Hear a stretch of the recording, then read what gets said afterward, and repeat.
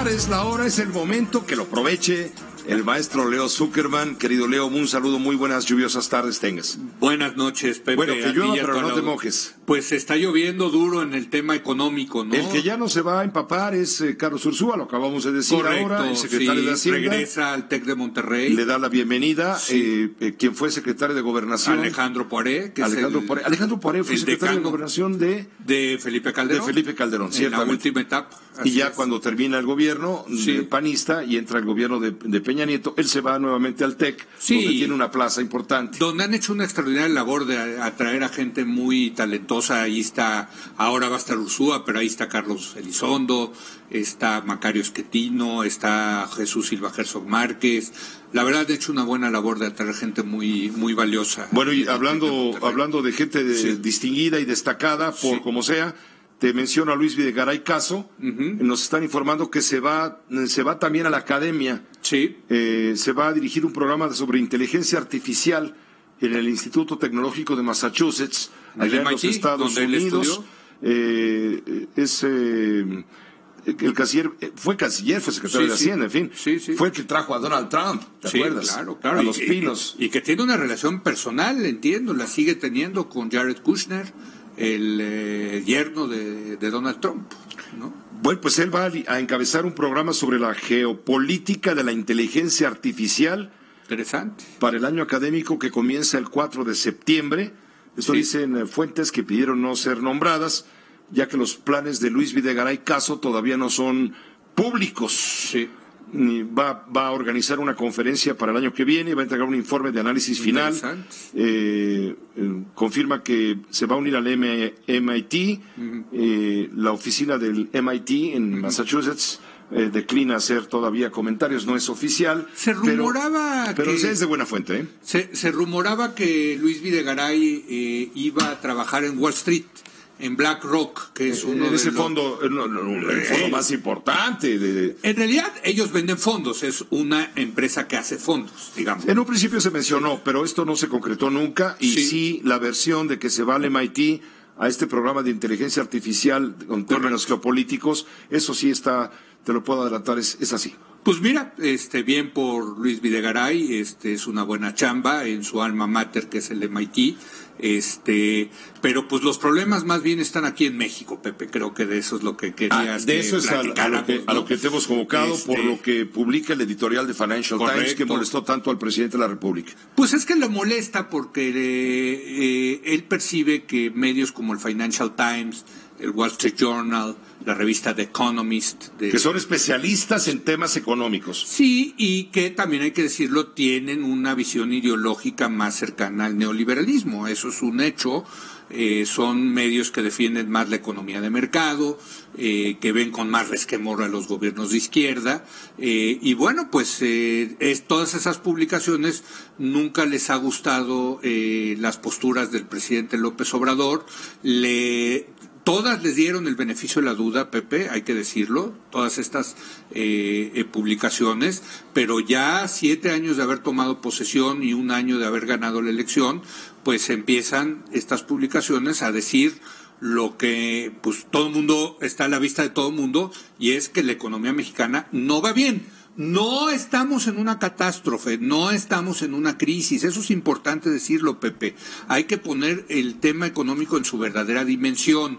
México no está atravesando por una crisis económica, estamos lejos de aquellas crisis que nos tocó vivir a ti y a mí en los años 80 y 90, no es el caso, pero también poniendo las cosas en su debida dimensión, lo que debemos decir es que no hay crecimiento económico. Ese es el problema hoy por hoy de la economía mexicana. La economía mexicana está estancada, Pepe.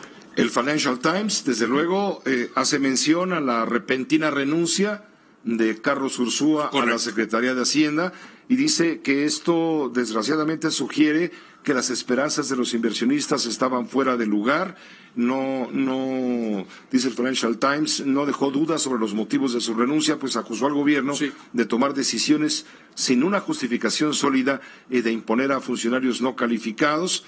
También dice Financial Times que Arturo Herrera, cuyo lenguaje corporal no pasó desapercibido, pues no, para nadie. Puede ser un buen elemento. pero puso el énfasis, y yo creo que esto fue lo que caló en Palacio Nacional. El presidente, dice Financial Times, debe demostrar que escuchará los consejos del señor Herrera y le dará espacio para restablecer la credibilidad de los mercados. Advierte que los mercados no van a perdonar el anunciado plan de negocios de Pemex y el borrador de presupuesto 2020, porque señalan más desviaciones de la realidad económica. Esa es la parte que yo quisiera enfatizar contigo, Pepe. Desde luego, y aquí lo dijimos el martes pasado, yo creo que es un buen nombramiento el de Arturo Herrera como sustituto de Carlos Ursúa. Secretario de Hacienda. Sí, desde luego ha calmado a los mercados, pero los inversionistas, Pepe, no acaban de darle... pues no acaban de confiar del todo del gobierno de López Obrador. Esa es la realidad. Mira, nosotros en Oráculos.mx tenemos todo un módulo de evaluaciones económicas, de qué piensa la ciudadanía de la economía, qué piensan los expertos de la economía, los 39 expertos que cada mes encuesta el Banco de México, y tenemos aparte también la encuesta entre inversionistas que realiza Buendía y Laredo para el Banco Credit Suisse, el Banco Internacional Credit Suisse. Esta encuesta se la aplican a 86 inversionistas, que son la gente que mete y saca dinero en los mercados emergentes, incluyendo a México. De grandes volúmenes, claro. De grandes volúmenes, de instrumentos financieros, de renta fija y renta variable. Y uno puede consultar los datos de esta encuesta ahí en Oráculos. Pero mira, te doy un dato que es muy interesante. Le preguntan a estos inversionistas, de la región de América Latina, ¿cuál es el país que usted considera tiene mejores perspectivas económicas en el mediano plazo? No en el corto plazo, sino para meterle de verdad dinero, porque se ve que esa economía es sólida y puede crecer y puede generar buenos rendimientos. Número 1 en la lista, Chile. Número 2, Brasil. Número 3, Colombia. Número 4, Perú. México aparece hasta en el 5º lugar, Pepe. ¿Qué quiere decir esto? Que efectivamente los inversionistas, y lo dice el editorial del Financial Times, pues están preocupados por lo que está pasando en México. No acaban de concederle la confianza plena al gobierno de López Obrador de que va a hacer las cosas que tiene que hacer para tener una economía más sólida. Y eso me lleva al segundo punto que quería subrayar contigo el día de hoy, y que también aparece en el editorial del Financial Times, y que va a ser la primera gran prueba de fuego del secretario Arturo Herrera, que es la presentación del plan de negocios de Pemex. Que lo que menciona con un enorme interés Financial Times como para ponerle mayor atención. Y te voy a decir por qué. Pemex es la empresa petrolera más endeudada del mundo. Debe 107,000 millones de dólares. Es una barbaridad de dinero lo que debe Pemex. Pero al mismo tiempo de estar endeudada, cada vez produce menos petróleo, que es pues su principal fuente de ingresos. Hoy México está produciendo alrededor de 1.6, 1.7 millones de barriles de petróleo diario, cuando en 2004 llegamos a producir 3.4 millones de barriles de petróleo diario. O sea, ha sido una caída brutal. Para que te des una idea, Pepe, estamos en los mismos niveles de producción que el año 1979, cuando el presidente era José López Portillo. ¿Tú te acuerdas de esas épocas? No, hombre. Que empezaba apenas el boom petrolero. Bueno, en esos niveles nos vendió el gobierno la idea de aprender a administrar la riqueza, la abundancia. Exacto. Bueno, estamos produciendo lo mismo que por ahí de mediados del sexenio del presidente López Portillo. Entonces tienes por un lado subiendo la deuda, por otro lado bajando de manera importante la producción de petróleo, y lo que los inversionistas están esperando es un plan de negocios realista que digan cómo van a salvar a Pemex de este problema financiero que tiene. Voy a volver a poner al aire lo que dijo el presidente hoy en Palacio Nacional, refiriéndose a modo de respuesta a estos señalamientos del editorial del Financial Times. Ese periódico, con todo respeto, debe de ofrecer disculpas al pueblo de México, porque ese periódico se quedó callado mientras se imponía la corrupción en México. Nunca dijo nada. Al contrario, aplaudía el que se llevaran a cabo las llamadas reformas estructurales. Y estoy esperando que ofrezcan disculpas. Bueno, es lo que dice el Pues presidente. mira, es una... En la tribuna matutina. Es una respuesta que ha dado en otras ocasiones, también lo ha hecho con el periódico Reforma, ha dicho lo mismo, de que se quedaron callados en la época del neoliberalismo, lo cual no es cierto. El Financial Times en su momento también habló de la corrupción que hubo en el país en distintos momentos. Desde luego apoyó las reformas estructurales, pues sí, porque es un periódico que cree en la economía de mercado, es un periódico neoliberal, Pepe, y bueno, pues a López Obrador eso no le gusta, tiene todo el derecho de decir que no le gusta. Lo que sí se equivoca, me parece, el presidente, como él dice con todo respeto, es en no aceptar que la economía mexicana no va bien. Hay más rayos y centellas en el panorama, Correcto. En el firmamento económico nacional. Por ejemplo, lo que dice Bank of America. Correcto. Hoy habla de que se está previendo una recesión técnica en nuestro país, que podría depreciar el peso ante la salida de capitales. Menciona que agencias calificadoras como Moody's, que tienen al país en perspectiva negativa, podrían incluso disminuir la deuda soberana. No se espera que el Banco de México disminuya la tasa de interés de referencia, que es de 8.25%, aunque hay voces como la de Gerardo Esquivel que dice hay que bajarle al 8%. Hay que bajarle ya. Sí. En fin, está diciendo el Bank of America que técnicamente México puede entrar en un periodo de recesión, porque si tomamos en cuenta los datos del primer trimestre y esperar los datos del segundo trimestre, podrían darse las condiciones para entrar en una recesión de carácter técnico. No son buenos presagios. También... pero, a ver, ahí lo que es interesante es... Te iba a decir lo del Banco de México también de una vez. Pero lo que es interesante del Bank of America es ¿qué es esto de recesión técnica? Porque nunca queda claro bien con los economistas qué es la definición de recesión. Hay una definición que se utiliza mucho que es 2 trimestres consecutivos de crecimiento económico negativo. Ya lo tuvimos el primer trimestre. El primer trimestre hubo 0.1% menos. Anualizados. Sí. Pero en trimestral creo que era menos 0.2%. Pero ya tuvo un decrecimiento. Un decrecimiento. Se hizo más chiquita la economía el primer trimestre. Si este segundo trimestre, que pronto van a empezar a salir los datos, también hay un pequeño decrecimiento de la economía, todo indica que va para abajo. Pues eso es una recesión, técnicamente hablando, ya estaríamos en una recesión. Muchos economistas dicen que ya estamos. La gente quisiera saber, la que nos escucha. Bueno, ¿y eso a mí en qué me afecta? No, bueno, pues a todos nos afecta porque... No hay riqueza, no crece el país. No se está generando... menos chamba. Sí, pues no se está generando más riqueza, más valor agregado, dirían los economistas, lo cual quiere decir que hay menos generación de empleos, de buenos ingresos, etcétera. La economía capitalista funciona, Pepe, porque es muy importante el crecimiento, y en ese sentido, pues el hecho de que no haya crecimiento económico hace que en el promedio la gente no esté mejor este año que el año pasado, ¿no? Déjame decirte también lo que está previendo o manifestando hoy mismo también el Banco de México. Dice el Banco de México que la actividad económica está mostrando una desaceleración mayor a la anticipada, con signos de debilidad en el segundo trimestre. Pues complementa un poco el pronóstico, la previsión de Banco of America. Eso lo dice en una minuta de la política monetaria de la Junta de Gobierno del Banco de México, el Banco Central, debido a que el balance de riesgos para el crecimiento económico amplió su sesgo a la baja.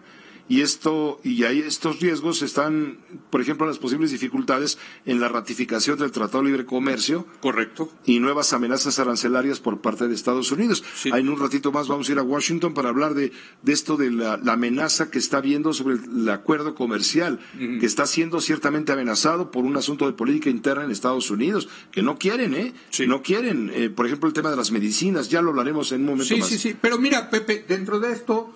es importantísimo lo que está diciendo el Banco de México, porque el Banco de México, es el que establece las tasas de interés. Y las tasas de interés en México están muy altas, Pepe, en este momento. Hay mucho premio, pues. Hay mucho premio. Y eso es lo que explica por qué el tipo de cambio se ha mantenido estable a niveles más o menos de 19. ¿Fortachón? Fortachón, sí, como dice el presidente, está fortachón. Y déjame te explico por qué está fortachón. Porque hay una estrategia que se llama carry trade, que utilizan los manejadores de fondos para sacarle más rédito a las inversiones de sus clientes. ¿Qué significa esto? Y te lo explico rápidamente. El bono de Estados Unidos a 10 años más o menos te da un 2.5% al año. Esa es la tasa de interés que recibes. En México, si lo metes al bono del Tesoro mexicano, te da alrededor del 8%, más o menos, ¿no? Entonces ves el diferencial. Nada más que el de México te lo paga en pesos, el de Estados Unidos te lo paga en dólares. Entonces, tú lo que puedes hacer es traer tu dinero a México, meterlo en eso de pesos, comprar una cobertura cambiaria que te cuesta alrededor de 200 puntos base o 2 puntos porcentuales. Entonces, en lugar de estar ganando 8% en pesos, ya con la cobertura en dólares. Con un seguro, pues. Con el seguro que le compras. De evaluación. Exactamente, le compras un seguro, pues estás ganando quizá entre el 5 y el 6% en dólares. Que es más que el 2.5 en Estados Unidos. Exactamente, entonces pues todo el mundo dice, oye, pues hazme esta estrategia. Entonces, ¿por qué Gerardo Esquivel, vicegobernador? Sí, y ahí está el tema. Está diciendo, hay que bajar, señor presidente, los intereses. Bueno, no. No, esto lo maneja el Banco de México. El Banco de México. El Banco de México autónomo recomienda bajar en los premios, en la tasa de interés. Y ahí viene la trampa en la que estamos y que va a ser difícil de solucionar esta trampa, porque efectivamente sí podrían bajar las tasas de interés. De hecho, los mercados ya se están adelantando y están diciendo se puede bajar la tasa de interés, que está en 8.25, bájenla 25, 50, 75 puntos bases. Pero cuando tú bajes la tasa de interés en México, pues muchos de estos capitales que están aquí se van a ir. Pues van a decir, ya no me conviene quedarme en México. ¿Y qué va a pasar? Se va a depreciar el tipo de cambio. Y esa depreciación del tipo de cambio... Pero si no bajan las tasas de interés, sigue aumentando... No, bueno, sigue sin tener una economía que crezca. Exactamente. Porque están muy altas las tasas de interés. Sigue habiendo inflación. No, bueno, es que el mandato del Banco de México es mantener la inflación baja. Entonces, con las altas tasas de interés que tenemos... ¿Se iría para arriba? No, al revés, mantienes las tasas de interés, la inflación la mantienes baja. Si bajas las tasas de interés, se deprecia el tipo de cambio, puede haber presiones inflacionarias. Eso es lo que no supe explicar. Exactamente, a eso. Entonces, está difícil este manejo de la política monetaria, pero en el fondo la gente nos está diciendo, que nos está escuchando, decir, bueno, ¿y a mí qué? Bueno, a todos nosotros lo importante de esto es reconocer, empezando por el presidente de la República, que la economía está estancada y que es posible que incluso empiece a decrecer. Esa es la realidad de los números, no hay duda al respecto, pero insisto, ponerlo todo en su debida dimensión, Pepe. No estamos en una crisis, no hay que ser catastrofistas, no es que nos estamos dirigiendo a una crisis tipo los años 80 y 90, para nada, estamos lejísimos de ahí, pero también lo cierto es que México está estancado económicamente y probablemente a punto de entrar a una recesión, una pequeña recesión. De hecho, ya hay economistas que dicen que ya estamos en una recesión de acuerdo a ciertas variables que utilizan. Eso es lo que yo te diría, Pepe. Y ya, pues pedirle que se disculpe el Financial Times y eso, pues son una cuestión retórica del presidente. Yo creo que más que eso, tiene que trabajar todos los días para volver a acelerar el crecimiento económico, Pepe. Gracias, querido Leo. Gracias, querido Pepe. Gracias, Leo Zuckerman. La hora de opinar se la tomó en serio. En minutos tipo dólar. El cambio de hoy, 19. Es que me voy de vacaciones. Te vas, claro. Me estaba aprovechando. Sí, pues, te abonamos, pues. Completo y copeteado, como diría el clásico.